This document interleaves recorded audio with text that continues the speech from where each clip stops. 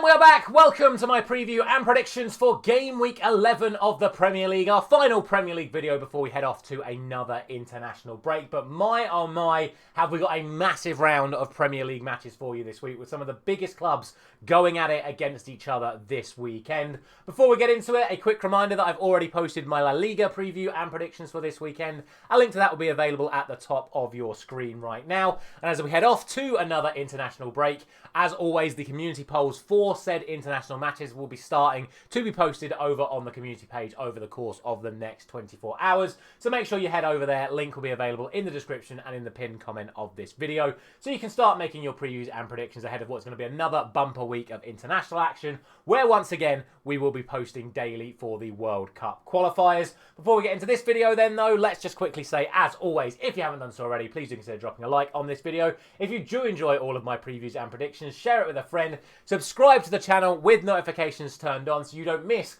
all of the international football action we've got coming up for you over the course of the next 2 weeks. And a quick reminder to you, I don't normally do this, but we are very, very close to 15,000 subscribers. So if you are new around here, you do enjoy the content, or just someone that likes to drop in and out, please do consider hitting that subscribe button. It doesn't mean anything. It's just a nice little number to have, and we're very close to 15,000. But if you do want something to mean something, hit the join button to become a member of the channel, because if you do that, you're going to gain access to all of my previews and predictions for the other major leagues, such as the Bundesliga, Ligue 1, and Serie A. All of those predictions are already up for members, available on the members page of this channel, and all 5 major leagues once again have been covered this weekend, just like all of these people have done this week. Thank you very much to all of the new members that we have been receiving, and we've been doing really, really well on members over the course of the last few weeks. So thank you to all of you that have decided to become members, and you've now gained access to all of my thoughts on all major 5 leagues. Right, that's enough waffle. Let's get to the actual predictions for this week, where I know I sit here a lot and I say, oh, it's going to be another really hard week. Be very careful about all of these matches. But, like, legitimately, look at the fixtures we have got. Just look at the league positions of the games we've got this week. 6th against 8th. 14th against 15th. 18th against 17th. 4th against 1st. 12th against 13th. 9th against 10th. 19th against 16th. And 2nd against 3rd. 8 of the fixtures this weekend are between sides that are basically right next to each other in the Premier League table. And the 2 left over are Chelsea-Wolves, where granted when we get there, Chelsea are going to be strong favourites. And then Villa against Bournemouth, where Villa are on incredible form and Bournemouth are on incredible form. Like, when I say that all results are possible in basically every single game this week, I genuinely mean it. This is an incredibly, incredibly tough week of Premier League action, but we're going to do our best. And let's start off with the opening game of the weekend, which is the Saturday lunchtime kickoff between Tottenham and my club, Manchester United, where, if I'm doing my job properly as someone that does these previews and predictions, I have to go for a Tottenham win here.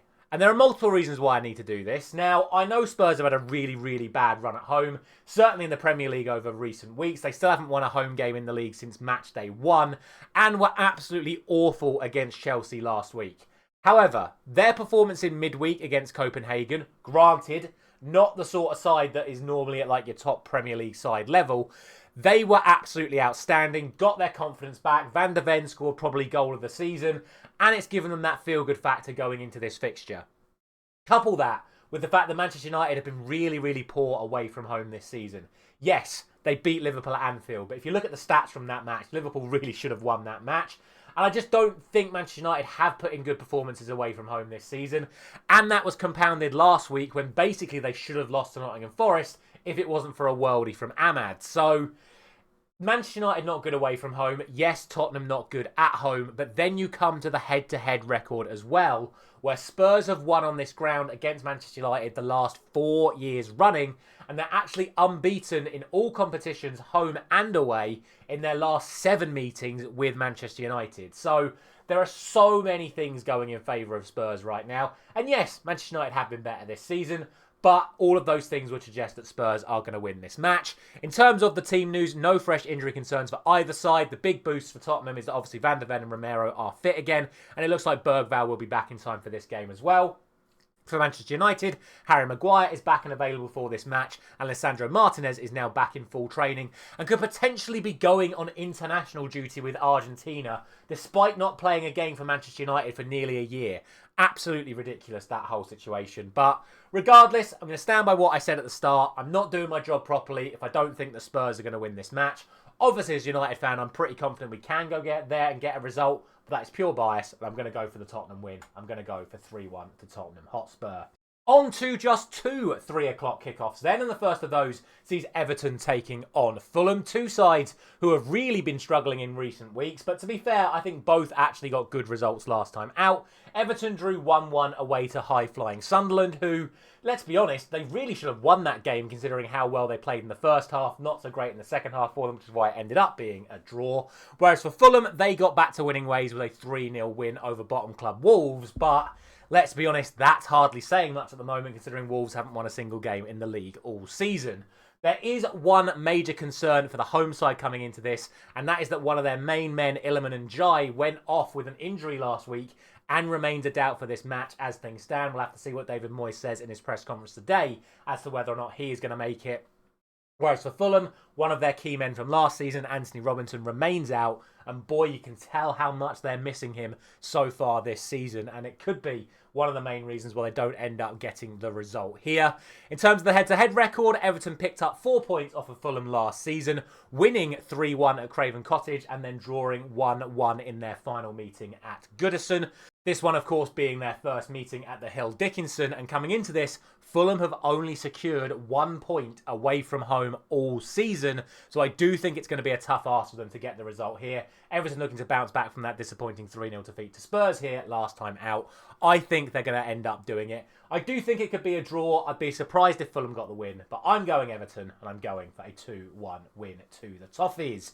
The only other 3 o'clock then sees West Ham United taking on Burnley in what is a massive, massive game in regards to the relegation zone at this early stage of the season.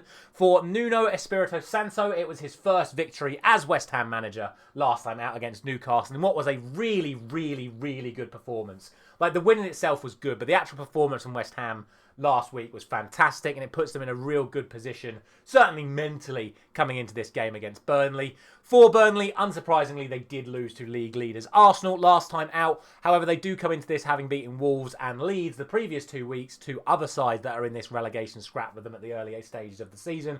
They're also going to be feeling pretty confident coming into this one, especially when you consider that West Ham's win last week was their first win at home all season. In terms of the team news, no fresh concerns for West Ham coming into this one, who will probably name the exact same lineup as last week. I don't think Nuno has any reason to change it.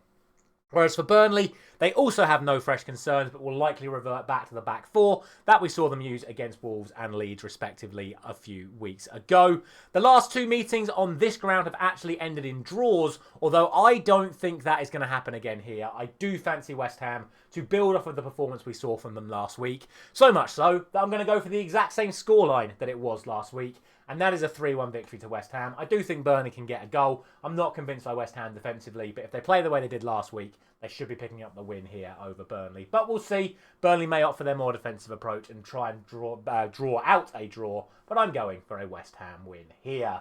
On to the first of 2 late kickoffs on Saturday, and the first of those is Sunderland taking on Arsenal, 4th against 1st. Given their recent form, I actually think Sunderland will be very disappointed with their result last week, which was that 1-1 draw against Everton. But despite that, they still remain 4th and are still 3 games unbeaten coming into this match. Arsenal, on the other hand, though, their run is a little bit better than that.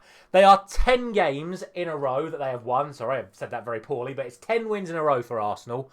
Their last 8 wins in a row without conceding a single goal, which is the joint best record of any Premier League side, I believe, as things stand, coming into this fixture, and they will definitely look to extend that against Sunderland here. They also back that up with wins against Burnley and Slavia Prague this week. In terms of the team news, there are actually no fresh concerns for the home side. However, I do think it's likely we'll see some rotation from them, given how poor they were, certainly in that first half against Everton last week. And obviously, club captain Granit Xhaka will be facing the side that they deemed not good enough, or they deemed him not good enough for. Certainly Arteta didn't believe he was part of his vision for Arsenal going forward. As for Mikel Arteta, no fresh concerns for him coming out of the Champions League game, but it does look like both Martinelli and Viktor Gyökeres will again be out of this match. But both of those, plus Ødegaard, Madueke, and potentially even Kai Havertz, will be back after the international break. That would likely mean that Mikel Merino remains up front after playing well against Slavia Prague in midweek. Naturally, given how far Sunderland have been out of the Premier League for so long, there is no recent head-to-head record between these two sides, so we're probably going on recent form going into this one. And although I do think Sunderland do have a chance here, you just can't look past how well Arsenal have done in recent weeks. The run's going to end eventually, but I don't think it's going to end here. I'm not going to go for my usual 2-0. I'm just going to go for 1. But I'm still going to go for the classic 1-0 to the Arsenal. Final game on Saturday then is the one we spoke about a little bit earlier, which is Chelsea taking on Wolves, where granted, we do have to assume that Chelsea are going to be the favourites for this match, considering everything that's been going wrong with Wolves recently. So much so that it finally culminated in the eventual sacking of Vitor Pereira, which, to be honest, I said it at the time. Why give someone a 3-year deal when they'd lost their opening 5 games of the season? It's an absolute embarrassment from Wolves. So much so that they've not only sacked him, but they've sacked the director of football that gave him the 3-year contract as well. And do you know what? Absolutely valid. What's even worse for them is they've not been able to find a new manager in time for this match. So it does sort of make things like team news a little bit up in the air coming into this one. As for Chelsea, they were fantastic in their victory against Spurs last weekend, but backed that up with a really, really embarrassing performance away to Qarabağ in the Champions League, drawing 2-2 in a game where, in stoppage time, Qarabağ very, very, very nearly nicked it. And they would have been fully deserving of the victory as well. Chelsea very poor in the Champions League in midweek. So we'll see what sort of performance we get from them here. In terms of the team news, both Pedro Neto and Romeo Lavia went off with injuries in that game in Qarabağ and are both going to be a doubts for this match. Obviously for Wolves, we just don't know what the lineup's going to be. All we can tell you is that Agbadou is out through suspension and Rodrigo Gomez is out injured. But whoever's going to be in charge for this match is going to have a real job of getting a performance out of this team before heading into the international break, where at least over those 2 weeks they can have a full reset. In terms of the head-to-head record, Chelsea won all 3 meetings between them last season, twice in the league, once in the cup, with Chelsea winning 6-2 and 4-3 at Molineux and then winning here at Stamford Bridge 3-1. Naturally, you've got to assume that Chelsea are going to get the victory here, and I do think it could be quite a chaotic game once again between these two clubs. I'm going to go for that Chelsea win though, and I'm going to go for the repeat scoreline of last season, which is 3-1 to Chelsea. On to Sunday then, and we start off with 4 2:00 kickoffs on a Sunday following another European week, and the first of those matches alphabetically sees Aston Villa taking on AFC Bournemouth. Both of these sides were beaten last week. Villa losing 2-0 at Liverpool, Bournemouth losing 3-1 at Manchester City. Weirdly, of course, Man City and Liverpool playing each other this weekend as well. Then in midweek, it was a 1 match for Aston Villa, which of course was their 2-0 victory last night over Maccabi Tel Aviv. And the good news for Aston Villa in that match particularly was the eventual final return of Yuri Tillemans, who could be available to start this game against Bournemouth after being absent for so long. For Bournemouth, they only have one major concern, and it is that man again, Tyler Adams, who just cannot seem to get himself permanently fit. He even scored against Manchester City last week, but is now a doubt for this game after going off in the second half there. Coming into this in terms of the head-to-head record, Aston Villa are the side with the better form, unbeaten in their last 5 games against Bournemouth. However, it should be noted that it was a draw on this ground 1-1 last season. In my opinion, I think this has the potential of being a really entertaining game. Both sides playing really good attacking football at the moment, and it really depends how Villa approach it. You look at how they approach the Manchester City game, where they're defensively resilient and then looking for their moments, and then in other games they really go for it and can be dominant, whereas Bournemouth, again, free-flowing, attacking football, really have the potential to be an open game. And I honestly do think that all 3 results is possible, especially when you consider how good Bournemouth have been both home and away so far this season. If I had to pick a favourite, I would go for Aston Villa, but I fancy Bournemouth to get something from this game, so I'm going to go for a 2-2 draw. Next up, it is another pair of sides who suffered defeat last time out. For Brentford, it was a 2-0 defeat at Crystal Palace. For Newcastle, it was a 3-1 defeat at West Ham, in a fixture that I said on paper would be one of the easiest to call last week, so what do I know? If only games were won on paper, we'd have a much better time. But as I said already, this video is a very, very tough set of fixtures, and this certainly is another one. That being said, Newcastle did bounce back from that defeat last weekend with a result in midweek, beating Athletic Club Bilbao 2-0 in the Champions League, thanks to that absolutely brilliant header from Dan Burn. And that does actually mean that after 4 Champions League games, Newcastle have as many points in Europe as they have from their 10 Premier League games so far this season. And coming into this one, more crucially, they are still yet to win a single game away from home in the league. Whereas for Brentford coming into this game, they've only lost 1 of their home matches so far this season and have won 3. So good reason to suggest that Brentford could get something from this match. In terms of the team news, the only fresh concern for either side coming into this game is Will Osula for Newcastle, who did come on at half-time last week against West Ham, has then picked up an ankle injury which saw him miss the Champions League game. No fresh concerns for Brentford at all, and they'll be coming into this ready to go exactly like they were last season when they beat Newcastle 4-2 on this ground. During that period of the season last year where like every game at this ground ended up being like 4-3 or 5-2 or crazy scoreline. So hopefully we could see this one be another really entertaining one here. What's really weird about this fixture is none of the last 8 meetings either at Brentford or at Newcastle have ended in draws. There's always been a winner one way or the other. But I actually think coming into this one, considering the form of the two sides over recent weeks and this season completely, I actually think the draw is the most likely result. I'd be very surprised if one side wins this by more than 1 goal. So I am going to go for that draw, and I'm going to go for another 1-1 result here. That then takes us to a massive derby as Crystal Palace take on Brighton. 2 sides who won last week after just covering 4 sides that lost. For Palace, it was that 2-0 victory over Brentford that we just spoke about, whereas for Brighton, it was a 3-0 victory over Leeds. Last night, Crystal Palace backed that up with a 3-1 victory against AZ Alkmaar, so it's actually now 3 wins in a row for the Eagles. For Brighton, they'll be looking to improve on their record of just 1 away win so far in the league this season here. Coming into this in terms of team news, Crystal Palace have no fresh concerns coming out of last night. However, unlike some of the other teams that play in Europe, they did basically play their full first team. So with this game just 3 days later, there could be some tiredness in the Crystal Palace legs. Whereas for Brighton, despite there being no fresh injury concerns, they still have a lot of injuries with the likes of Mitoma, Hinchelwood, Milner, Veltman, and a few others still out. But most are expected to be back after the international break. Maybe 1 or 2 could make it back in time for this one. Head-to-head record in favour of the home side here, with Crystal Palace winning both home and away to Brighton last season, including it being a 2-1 victory here.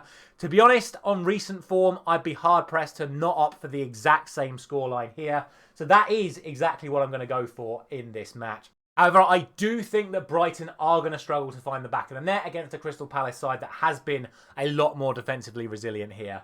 I'm going to give the Eagles the clean sheet this time around, and I'm going to go for a 2-0 win to Palace, which means now our penultimate game sees us back towards the relegation zone as we have Nottingham Forest taking on Leeds United in what is another massive 6-pointer, and arguably, even at still this early stage of the season, a must-win game for Sean Dyche's Nottingham Forest here. For them, they are still without a win in the Premier League since match day 1, a run that now sees them down to 19th. However, it should be noted they were much better against Manchester United last weekend, getting that 2-2 draw. And although they did draw 0-0 with Sturm Graz last night, they probably should have won that game, Morgan Gibbs-White missing a penalty in that match as well. For Leeds United, it was a 3-0 defeat for them to Brighton last time out. We did just speak about it, which does mean that they themselves are now just 1 win from their last 5 Premier League matches. So now an away trip to Nottingham Forest, you'd probably say that Forest should be considered the favourites for this match. In terms of the team news, Callum Hudson-Odoi is a doubt. He played pretty well against Manchester United, but he was not even in the squad for their game last night, and he is a doubt for this one. They did make multiple changes to their starting lineup last night as well, so a few of their key players are going to be rested in time for this game. As for Leeds United, they actually only now have Willy Gnonto as an injury in the entire squad. No other first team players are out. Everyone else is available table as things stand. So they're in a pretty good spot coming into this one. In terms of the head-to-head record, it is really good reading for the home side, who have won all of the last 3 meetings on this ground, the last 2 meetings here without conceding. And then when you couple that with Leeds' poor performance last week, I'm going to stick with my original thought, which is that Nottingham Forest are finally going to end their run without a win in the league here. I'm going for a 2-0 victory to Nottingham Forest. And then last, but certainly not least, it is time for the main event. And my word, it is main event feel, this one. It is Manchester City and Liverpool, second against third in the Premier League. The last 8 Premier League titles have gone to these 2 clubs, and they are both coming into this off the back of fantastic weeks. For Manchester City, they beat Bournemouth 3-1 at home to go above them in the Premier League table, and then hammered Borussia Dortmund 4-1 in the Champions League. Whereas Liverpool, they bounced back from their poor run of form with a brilliant performance in a 2-0 victory over Aston Villa, and then went one better by absolutely battering Real Madrid. Granted, it did only finish 1-0, but that is only because Courtois put in one of the best performances I've seen from a goalkeeper, if not the best performance I've seen from a goalkeeper this season. And realistically, Liverpool also could have won that by 3 or 4. And against Real Madrid, that is a hell of a statement performance from them. So, are Liverpool back? Let me know down in the comment section below. One man that is back is Rodri for Manchester City. He was, of course, rested for that game in midweek. With this game in mind, the only actual absentee for Man City at all currently is Mikhailo Kovacic. Whereas for Liverpool, they also have no fresh concerns, but it looks unlikely that we'll see Alisson or Frimpong back in time for this match. However, there are reports suggesting that Alexander Isak will be available to play some part in this match, most likely from the bench, as I imagine. Arne Slot will look to name the same side that beat Villa last week, maybe putting Wirtz back in as he did against Real Madrid in midweek. Last season in this fixture, it was all about Liverpool dominance. A 2-0 win at Anfield, backed up by another 2-0 win here at the Etihad, as Liverpool really cemented their place as the top side in England last season. Will City bounce back with a victory here, or will Liverpool finally be the team to stop Erling Haaland's incredible run of goal-scoring form? Honestly, I do think this could go either way, especially considering how well Liverpool have been in the last 7 days. It's mad to think that last week I was literally doing Liverpool to lose at home to Aston Villa, and I'm now talking about them potentially going to Manchester City and getting the victory. However, I still think Manchester City will be considered the favourites of this match. I still look at how good they are playing week in, week out. And right now, I do think they will just about have enough to beat Liverpool. But I do think this is going to be a really, really, really entertaining game. Very, very high quality. But I'm going to go for Manchester City to edge Liverpool out. And I'm going for a 2-1 win to City.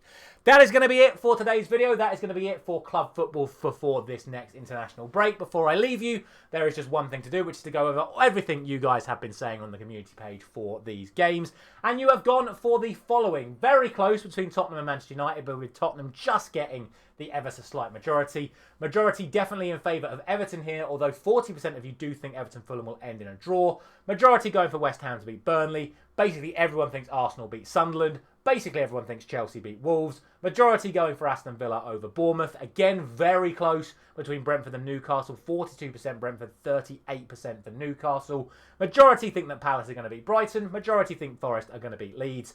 And the majority do think that Manchester City are going to beat Liverpool. But 30% now thinking that it's going to be a draw between those two sides. As always, a massive thank you very much for watching. Don't forget to let me know all of your thoughts down in the comment section below regarding all of these games. I'm going to pop my predictions back up on the screen for you now. As soon as the Tottenham Manchester United game ends, we will, of course, have the post-match reaction. Hopefully, it won't be another post-mortem. It's going to be another celebration for me as a Manchester United fan. But we shall see. As always, a massive thank you very much for watching. I'll catch you again at the start of the international break. Don't forget to head over to the community page to check out all of those community polls for those matches. A final thank you very much for watching once again, and I'll see you very soon.